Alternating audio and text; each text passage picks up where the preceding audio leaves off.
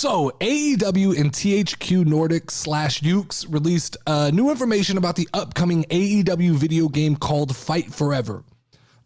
We got screenshots, a short video, and cover art. With more info planned to be released on August 12th, what are your first thoughts on AEW Fight Forever? So I watched the preview, the little preview video they did with Britt Baker and Tony Schiavone. And it left me feeling a little bit conflicted. And I don't want to spend too much time on this because video games is not really what this show's about. But it's a wrestling game and we got to talk about it. The problem for me is the look of the game. And I think that's the complaint. I heard HyperX say the same thing. The look of the game. This is 2022. This is next gen. We got PlayStation 5s. We got Xbox Series X's and S's. We've got these supercomputers. Your game can't look like this. And it looks a little sketchy. It looks a little dicey. And I made a video 4 or 5 months ago when we got that first little teaser that said, this doesn't look right. And the IWC, AEW hardcores, they attacked me and told me, you got to wait. This is too early to judge. Wait till we get closer to an actual release date, to the final product. It's going to look better. Here we are. It looks to be a lot more of the same to me.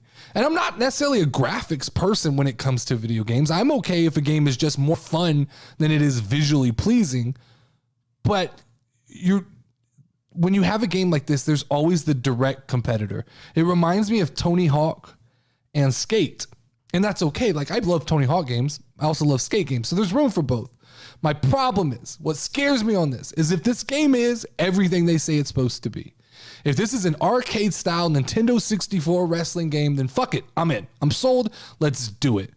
What bothers me, that's not what I saw. What I saw looked to be more like Mario Party. It looked like the Mario Party of, like, what are the mini games? Why are there mini games? Anytime things like that are thrown into a video game, it scares me because it almost feels like smoke and mirrors. It's like we couldn't get the game to feel enough of what we wanted it to feel like, so we're going to add some smoke and mirrors. Here's some mini games. Here's some other things you'll be able to do. Like, they talk about career mode, then they don't say anything about career mode. I know we're supposed to get more information tomorrow. Great. That's awesome.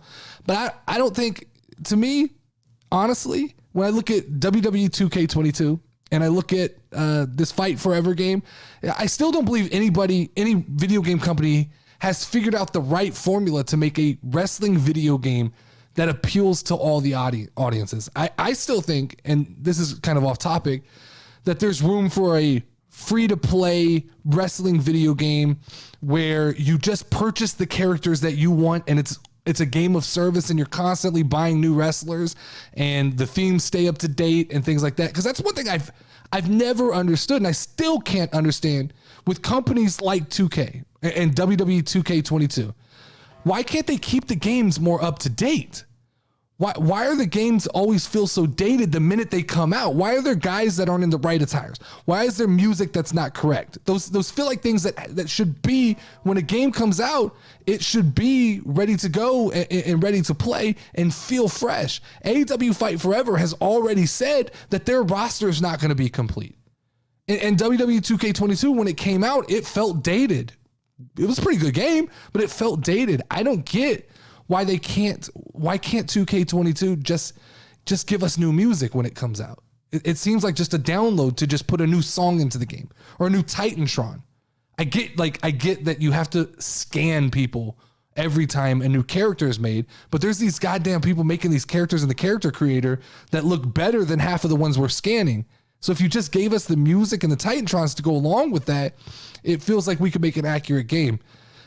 Fight Forever, I'll wait to see. I'll wait to see until I see more information. But, I think, unfortunately, kind of like AEW, it's going to fall short of what the audience expectation was. I think that the AEW hardcore have set the bar so high on what this was supposed to be that no matter if it's a great version of what it is, it's going to feel a little bit like it's a letdown. Step in the ring, if you ready, let's go. Ay, casual wrestling community show. You already know, talking WWE. Keep it rolling and hosted by Notorious Nerdy D. Don't be sure that you gon' find. Tune in cause it's online. Hit 'em with a figure 4 leg lock, power driver or clothesline. We bringing that heat like for sure. But you should